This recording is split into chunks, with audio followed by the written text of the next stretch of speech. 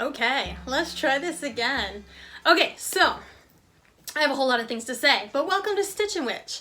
I want to discuss how I'm going to work Stitch and Witch in 2023, what you can expect from Stitch and Witch in 2023, what I want the video part of this whole venture to be, what I have upcoming for knitting projects. I have a lot of things to discuss. My spouse is on the second floor with somebody who works for us for our small business, and they are moving furniture today. So if you hear loud noises, that's why. Sorry about that. It's kind of unavoidable. Okay, so welcome to Stitch and Witch. I want to talk about first I'm going to talk about what to expect from Stitch and Witch in 2023. I've been doing a lot of thinking about this. For a while there, I had a pretty good rhythm of like a once a month recap video. I got away from those, and I feel like I need to go back to those because I feel like that was where I was most comfortable and where I was enjoying what I was doing most on this channel. So I want to move away from, this doesn't mean I won't ever, but I want to move away from bullet journaling videos. Those are going to mostly be relegated to my Instagram. So if you're not following me over there, Stitch and Witch Pod, at Stitch and Witch Pod, all one word, for my bullet journal stuff.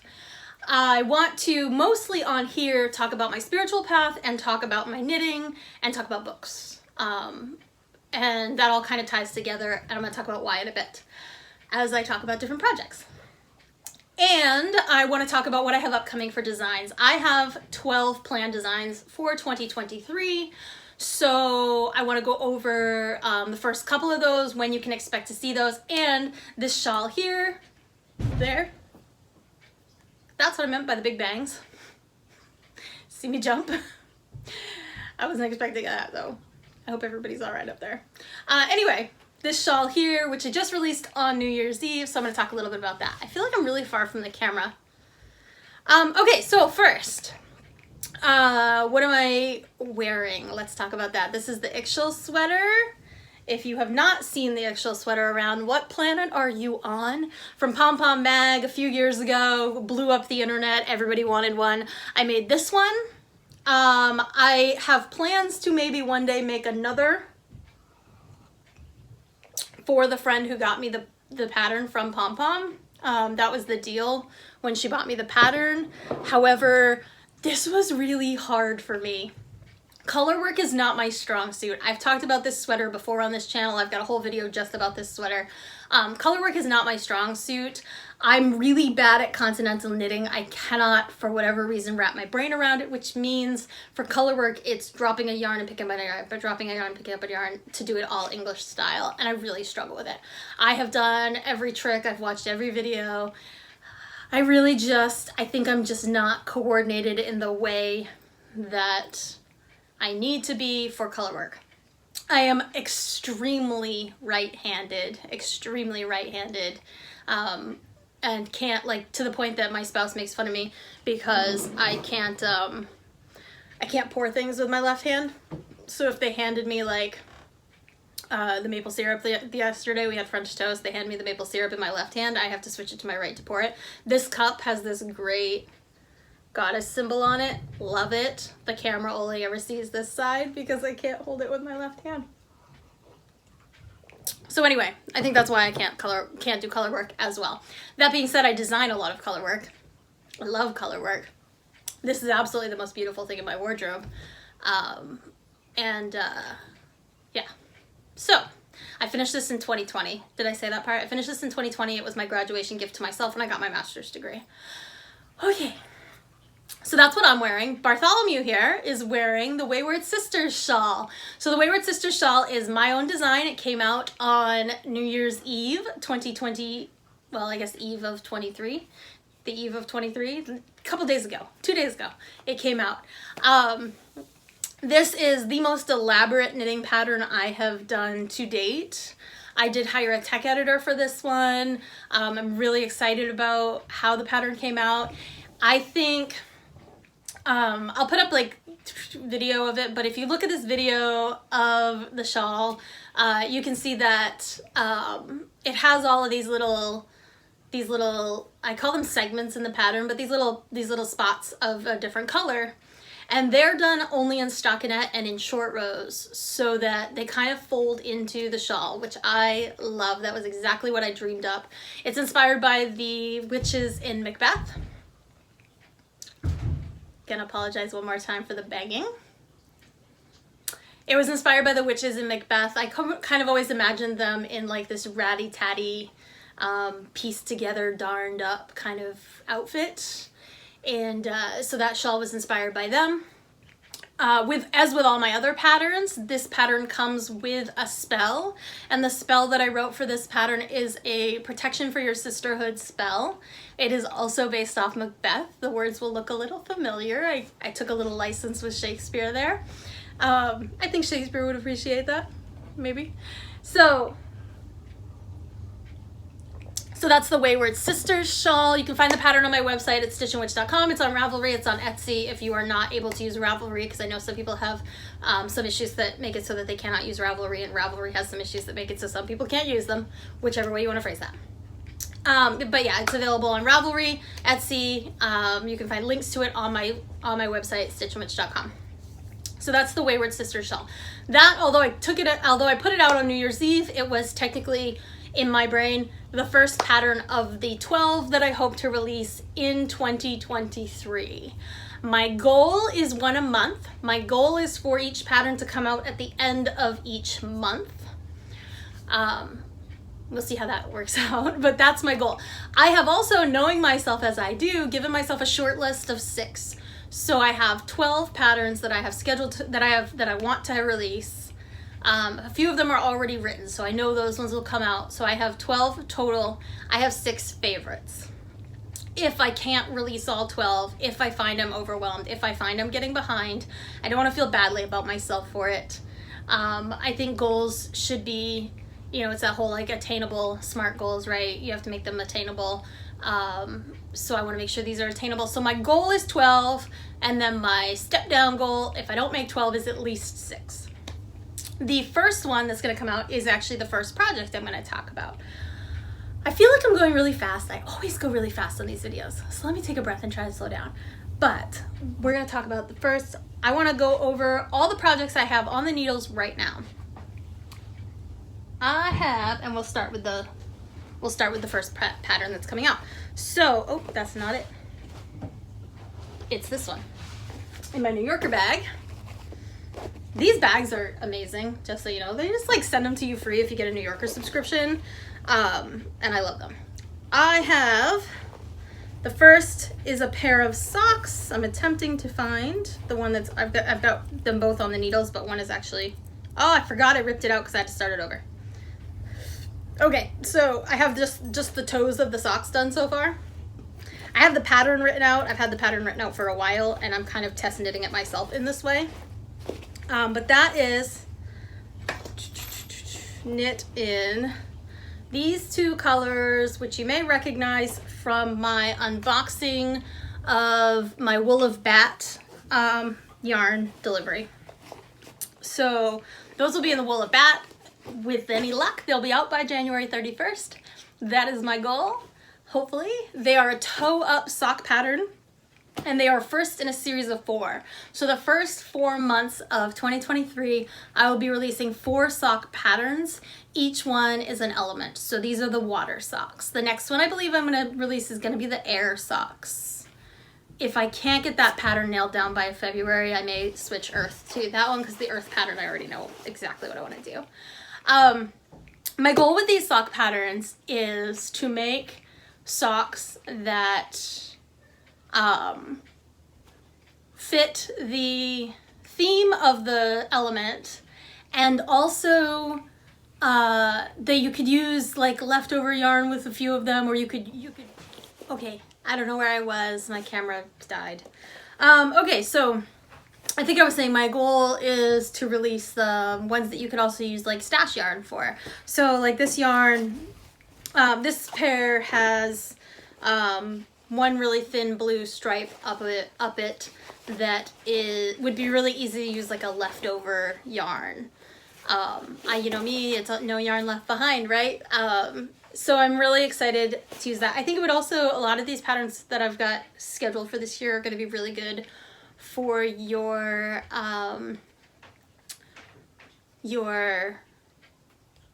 minis. So many people get minis around the holidays if they do advents or as gifts from people who don't quite know what they're buying them. And these patterns will be really good for minis too. So that's my socks that I currently have on the needles. That's my current design project. Although I'm kind of working on all of the designs, that's the one that I'm working on actually on the needles at the moment.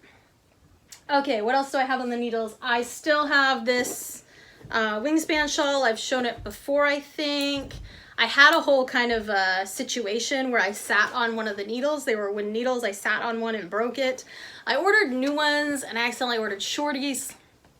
I got a couple rows in with the shorties and realized that I just couldn't handle them. It's such a large shawl, and shorty needles are great for little things like hats and socks. Not so good for shawls. Even shorties on, like, they're cabled, interchangeable needles, so I just connected them to the same old cable, but the shorties were they were annoying me. So that's in my Stevie Nicks bag, and I don't remember which yarn that one is, and I don't have the label in the bag anymore. I think it's in my knitting bag. I mean in my knitting journal, but when I get further on that, I'll make sure I have the yarn for you when you can actually see what's going to happen with it.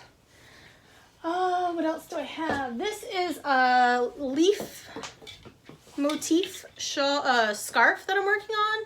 I really just felt like I really needed a green and brown scarf for my wardrobe. I wear a lot of earth tones, and I had this yarn sitting around, and I started that. I have not gotten very far on that one either, but I need to get further on that. And I have no pattern for that one. I just took this leaf motif that I found in, like, I think Elizabeth Zimmerman or one of those books.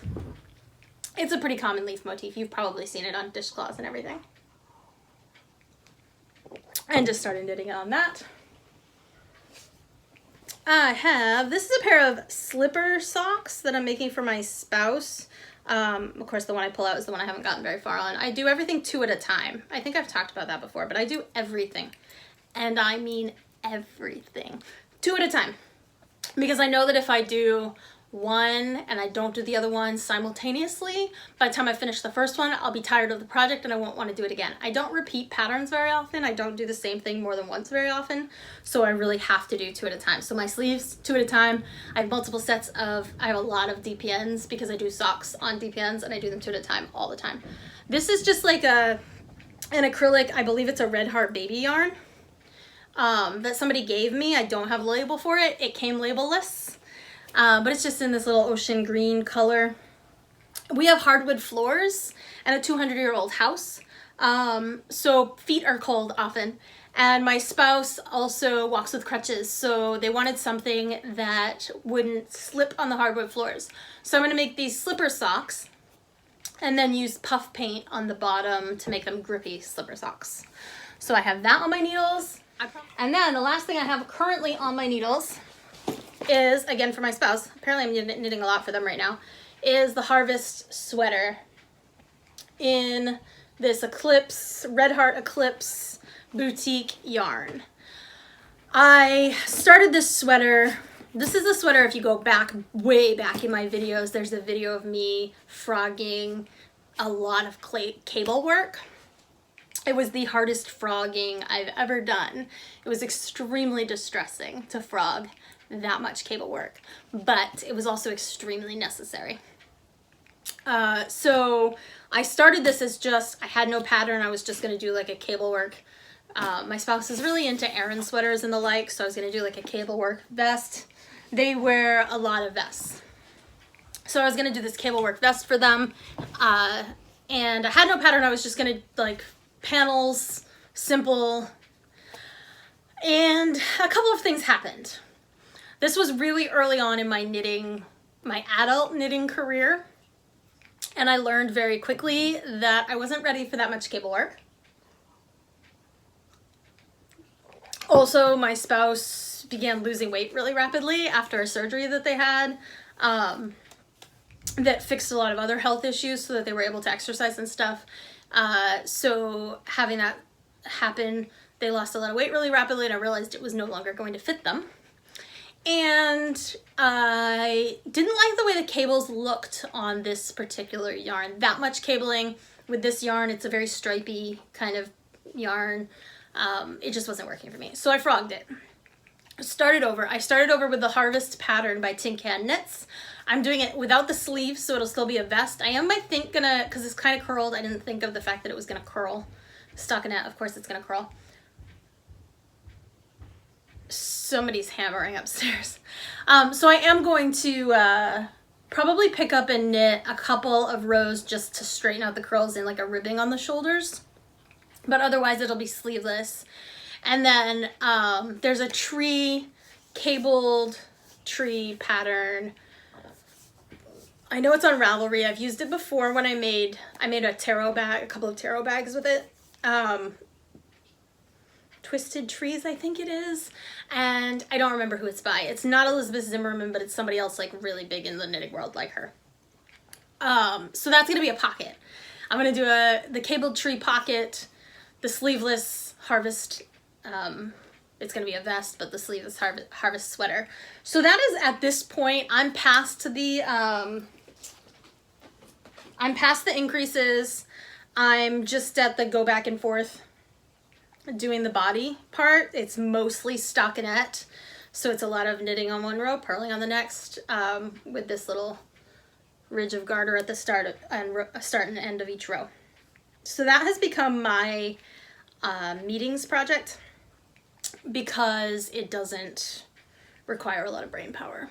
It's mostly stockinette at this point, and I don't really have to think about it. I will at some point have to think about the cabled pocket, the Twisted Trees pocket, but I've done that cabled pocket so many times.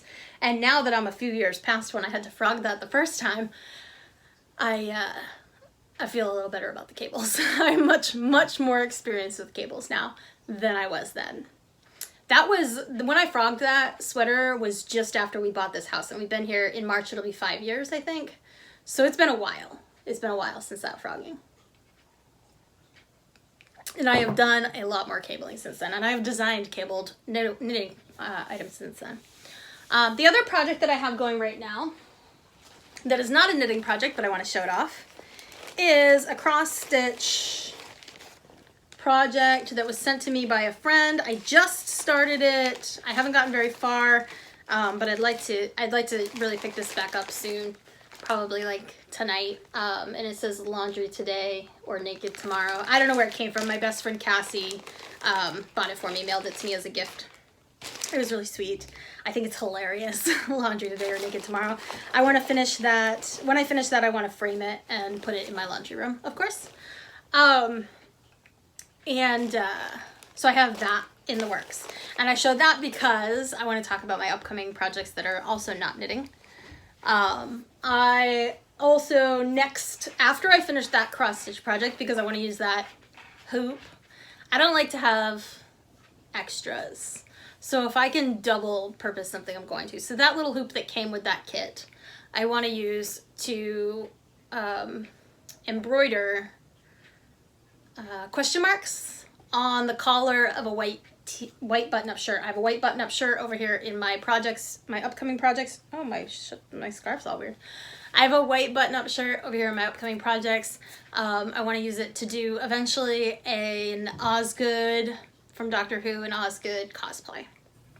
So that, and dare I say it, a Doctor Who scarf are in my future. I have been saying I was going to do a Doctor Who scarf since the early 2000s.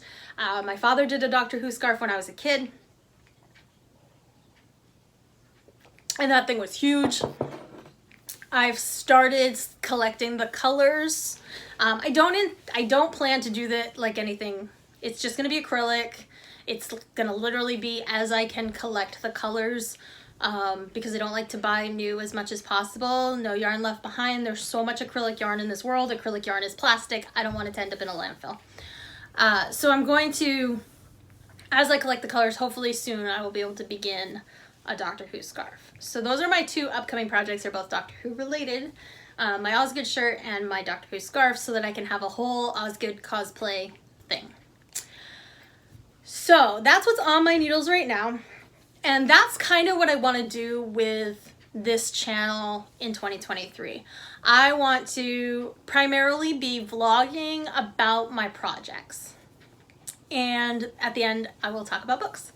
That's my plan. We'll see how that works out. And my goal is kind of like a monthly recap, but instead of going by the month, I might go by the moon phase, because we're coming up on the full moon in just a couple of days. Like today's the 2nd, I think the full moon is the 6th. Yes, the full moon is in 4 days. So my goal is to do a video around the full moon each time that there is a full moon, each month, but you know, that's 28 days, not 30. Because I have learned that I work so much better around my menstrual cycle, and this point in my menstrual cycle, I'm really just kind of working better. Which is why I'm able to record this today. I'm perkier, I'm happier, I'm more social, I can handle the world. So that's my goal, is an update around the full moon-ish every month. So I'm gonna update what I'm working on, creative projects, where I am on my book that I'm writing, and what I'm reading. So I am writing a book right now. I don't really want to talk about the plot because I have found the more people I talk about the plot with when I'm working on something, the more of the plot escapes me. Once it's out there in the world, it's like it loses something in my mind. So I have a small writing circle of friends who know what the book is, but it's very small, and I don't want to go into it too much, but I do want to talk about it because I think talking about it occasionally on here will keep me accountable. So at the moment, my book is at exactly 13,000 words. It's about 46 pages. I have the entire thing plotted out. My goal is actually going to be, I think, a monthly goal instead of a daily writing goal, because as I just said, I'm not so great at the circadian rhythm. I'm really struggling with like trying to do something every day, as opposed to doing it at certain times of the month when I'm feeling it and I'm better at it. I really think that I work better on that sort of cycle. So my goal, I have to nail down exactly the number goal, but I think that's what I'm going to do. I have a really good friend who has been reminding me to write every day, which has been awesome. I really appreciate her for that. She sends me a message almost every morning reminding me to write. It's great. I don't necessarily write every day, but having the reminder at least keeps it there in the forefront of my thoughts, so that I will at least look at my book every day. So I do want to keep that goal. However, I don't think it's reasonable for me to have a daily word count goal, because I just don't have the creative energy every day to write. I don't think a daily writing practice works for everybody. I think a daily writing practice works for people whose bodies really work on a circadian rhythm, and mine does not. So that's where I am on my book. What am I reading? I'm only reading 2 books right now. Today's January 2nd. I just finished my superlatives. I'm hoping to get a different video out about just the superlatives. However, it might just be a shorts, and it might just go here on Instagram and TikTok. It might not be a full video, but I did create a list of superlatives for my 2022 books. I read and surpassed my reading goal, or met and surpassed my reading goal for 2022. I actually in the end read 101 books. My Storygraph account for some reason says 94, and I haven't had a chance to go through and figure out which one Storygraph is missing, but Goodreads has me marked at 101. And I have gone back and checked, and I did read all the ones on my Goodreads, so I don't know why Storygraph is missing some. But you could friend me over on either of those places. In Storygraph, I think I'm just Stitch and Witch, and on Goodreads, I'm Katrina Ray-Saulis, I believe. I'll put it in the comments, or in the notes, but yeah, friend me over there. I just joined Storygraph a couple of weeks ago, and I'm freaking loving it. It is so fun. Storygraph gives you all these like really cool stats about your writing. Like I had no idea I read that much romance in 2022. Apparently I was really into the romance in 2022. but it tells you like your what moods you were in, what moods the books you read were. So like I read a lot of really dark books, which like obviously that makes sense. So what am I reading right now? I'm on the 5th Outlander book.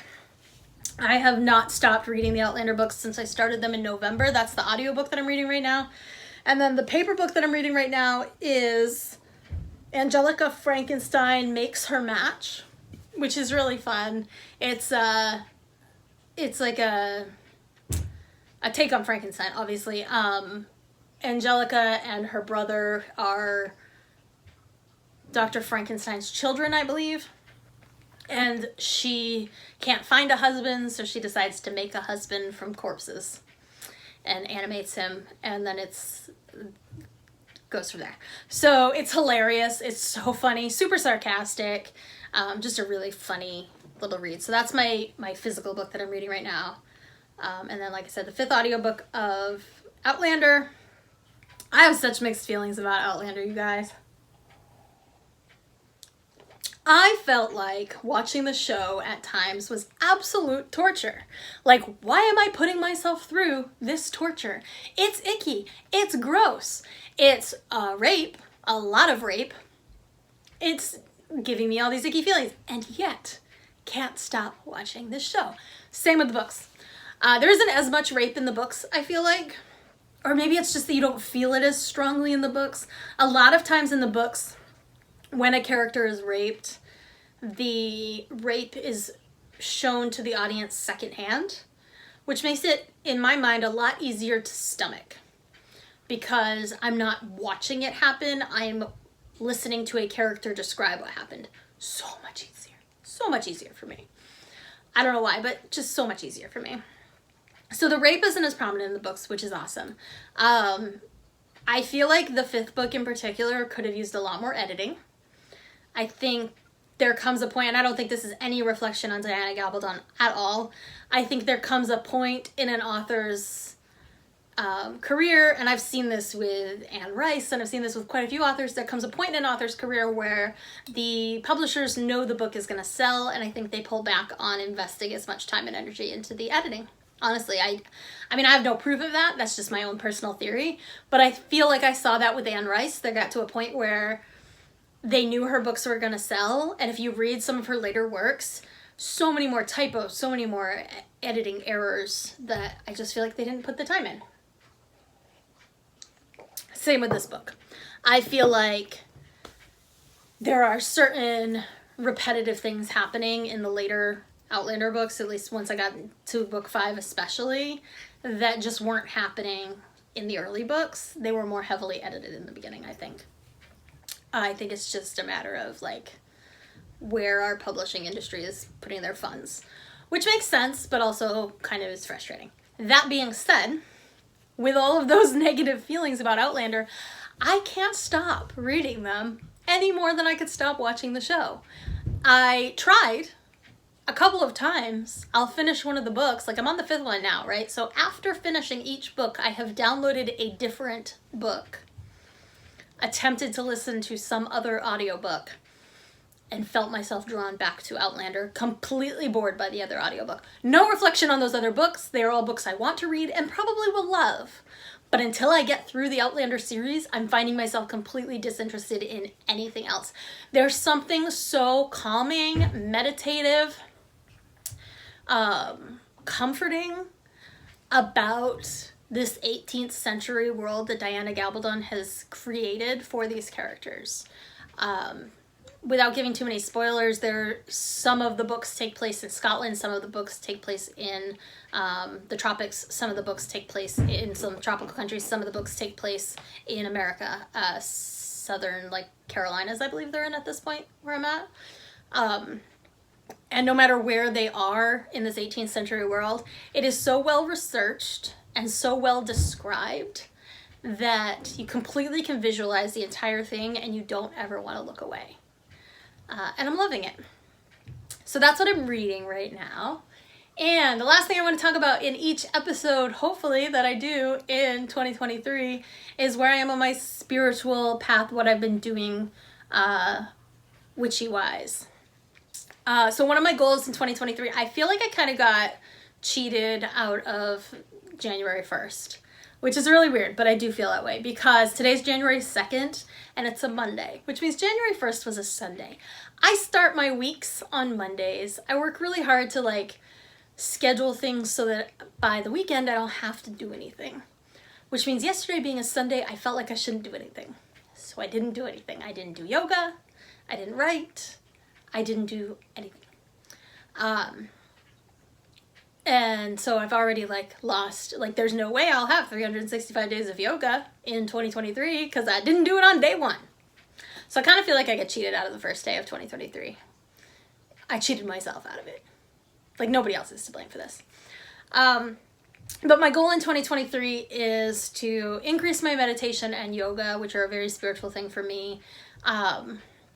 And a very self-care thing for me. It's one of the few things that I do that is 100% for myself. It is not for anybody else. So I'm hoping to increase that. I'm also hoping to pay more attention to the moon cycles, and that's part of why I am planning to publish this vloggy podcast thing around the full moon each month, because I want to make sure I'm noticing the full moon each month. I want to make sure that I am experiencing those cycles of nature in that way. I have learned for myself that things like the pagan Sabbats or the Wiccan Sabbats really don't work for me. They don't work for the area I live in. They're pretty close, but they really don't work for me. Like, especially the ones that fall in spring and autumn, they never seem to quite line up right with actual like nature around me. So for those who don't know, I'm in Maine, and like for instance, I mean the winter solstice works because yeah, that is the darkest day of the year. But then we have like, my brain's freezing on the names of them, but like the springtime Sabbats, some of those springtime Sabbats, we're still getting piled in snow. And it's really hard for me to be thinking about flowers and planting when there's 3 feet of snow on the ground. So I want to pay more attention to the actual earth cycles around me and maybe establish my own set of Sabbats, my own set of recognizing the changing world around me in 2023. One thing that I do have, I don't think you can see it past the cat furniture over there, but I have these 4 goddess images that mark the 4 seasons of the year that I do switch out as the seasons change. And that's one of the ways that I recognize it, but I want to start looking at more ways that I can personally recognize the changing of the seasons. And we'll see how that goes. So, welcome to the new Stitchin' Witch. This is what I want to do now. I hope that you'll be interested in coming along with me on this ride. Maybe it'll inspire some creativity in you, because that's really all I ever aim for. Like I said, if you want the Wayward Sister shawl, or you want to track any of my knitting patterns that I have coming out in 2023, www.stitchandwitch.com. There's also all of my social medias on there, and probably in this comment box here down below this video. So please join me on all of those social medias.